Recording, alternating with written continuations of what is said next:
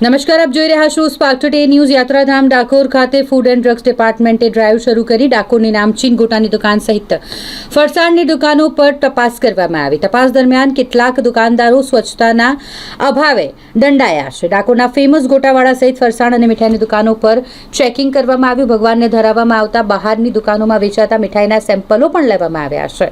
Mamlatdar, food and ડ્રગ્સના અધિકારી, ડાકોર નગરપાલિકાના chief officer સહિત ડાકોર પોલીસને સાથે રાખી અને ચેકિંગ કરવામાં તપાસમાં એવું છે કે ડાકોર આપણું રણછોડરાય મંદિર છે એની આજુબાજુ જે ખાણીપીણીની હોટલો અને સ્વચ્છતા એના માટેની ડ્રાઈવ હતી। નગરપાલિકાની ટીમ અને ફૂડ એન્ડ ડ્રગ્સમાંથી ઇન્સ્પેક્ટર આવ્યા હતા। બધાના સેમ્પલ લીધા છે અને સ્વચ્છતા બાબતે નગરપાલિકા દ્વારા દંડનીય કાર્યવાહી કરવામાં આવી।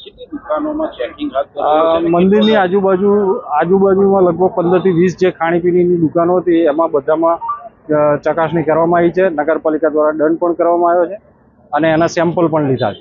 ખાસ કરીને યાત્રાધામને લઈ જે પ્રસાદી બહારથી લોકો ધરાવતા હોય છે આરોપ હા, એવી બધી મીઠાઈની દુકાનો બધી ચેક કરી છે અને એના સેમ્પલ પણ લીધા છે।